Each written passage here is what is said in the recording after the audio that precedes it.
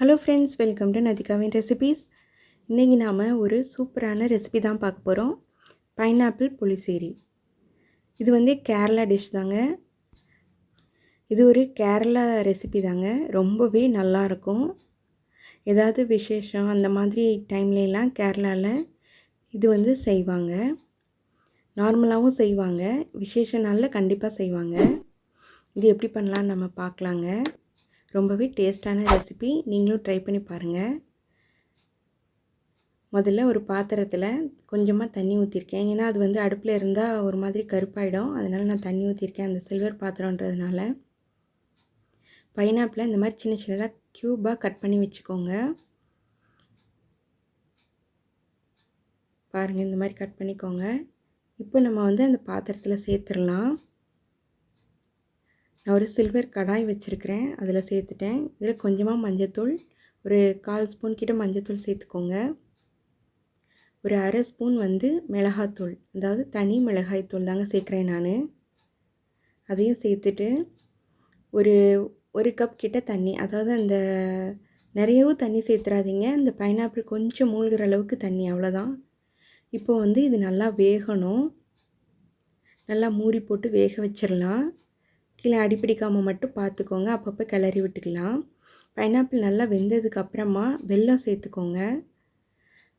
இது வந்து நல்லா இனிப்பும் புளிப்புமாக நல்லாயிருக்கும். இந்த ரெசிபி ரொம்பவே டேஸ்ட்டாக இருந்ததுங்க. நீங்களும் ட்ரை பண்ணி பாருங்கள். நான் வந்து ஒரு 1/2 கப் கிட்ட தேங்காய் எடுத்துருக்கிறேன். ஒரு சின்ன பச்சை மிளகா கொஞ்சமாக எடுத்துருக்கிறேன், ஏன்னா அது நல்ல காரமாக இருக்குது பச்சை மிளகா, அதனால தான். ஒரு ஸ்பூன் ஜீரகமும் சேர்த்து நல்லா அரைச்சிக்கோங்க. நல்லா மையாவே அரைச்சிக்கோங்க. இப்போ வந்து நம்மளுக்கு பைனாப்பிள் நல்லாவே வெந்துருச்சு.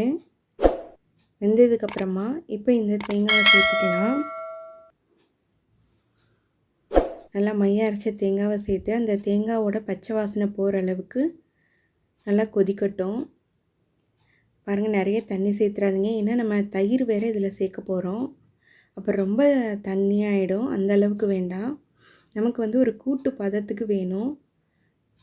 இப்போ வந்து உப்பு சேர்த்துக்கலாம். உப்பு தேவையான அளவுக்கு சேர்த்துக்கோங்க. சேர்த்துட்டு நல்லா மிக்ஸ் பண்ணி விட்டுருங்க. அந்த தேங்காவோட பச்சை வாசனை போகணும். ஒரு 2 நிமிஷம் நல்லா கொதிக்கட்டும். இப்போ வந்து நான் ஒரு 1/2 கப் கிட்ட தயிர் எடுத்துருக்கிறேன். அதை நல்லா அடித்து வச்சுக்கலாம். ஒரு 3/4 கப் கிட்டே எடுத்துக்கோங்க தயிர் கொஞ்சம் கூட கொஞ்சம் ஊற்றினாலும் நல்லாயிருக்கும். இப்போ பாருங்கள், தண்ணி ஓரளவு நல்லா சுண்டி வந்துருச்சு, தேங்காயும் பச்சை வாசனை போயிடுச்சு. இந்த டைமில் நம்ம அடித்து வச்சுருக்கிற தயிரை சேர்த்துக்கலாம்.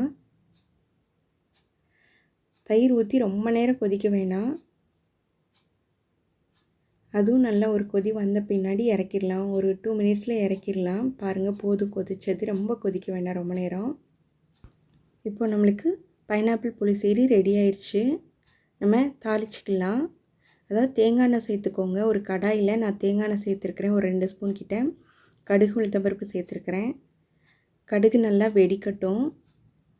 வெடித்த பின்னாடி 2 காஞ்ச மிளகாவை வந்து நான் கிள்ளி வச்சுருந்தேன், அதையும் சேர்த்துக்கலாம். இப்போ கேஸ் ஸ்டவ் ஆஃப் பண்ணிடுங்க உடனே, போதும், இல்லைன்னா ரொம்ப கரிஞ்சிரும். இப்போ கருவேப்பிலையும் சேர்த்துக்கலாம். இந்த காஞ்ச மிளகாய் வந்து கொஞ்சம் வதங்கின பின்னாடி கருவேப்பிலை சேர்த்துக்கலாம். கண்டிப்பாக தேங்காய் எண்ணெயில் தாங்க தாளிக்கணும், அப்போ தான் இந்த ரெசிபி நல்லாவே டேஸ்ட்டாக இருக்கும். கேரளா ரெசிபி எல்லாமே கொஞ்சம் தேங்காய் எண்ணெய் தான் சேர்ப்போம்.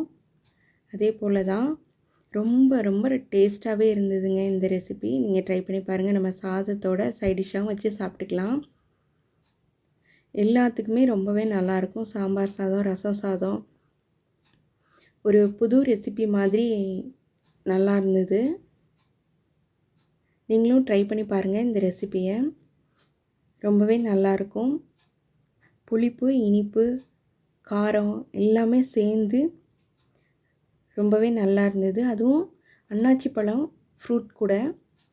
அன்னாச்சி பழம் வந்து அப்படியே சாப்பிட பிடிக்காதவங்க கூட இந்த மாதிரி செஞ்சு சாப்பிட்டு பாருங்கள். ரொம்பவே டேஸ்ட்டாக இருந்தது, நல்லா இருந்தது. இந்த சேனல் உங்களுக்கு பிடிச்சிருக்குன்னு நினைக்கிறேன். சப்ஸ்கிரைப் பண்ணுங்கள், லைக் பண்ணுங்கள், ஷேர் பண்ணுங்கள், கமெண்ட் பண்ணுங்கள். தேங்க்யூ.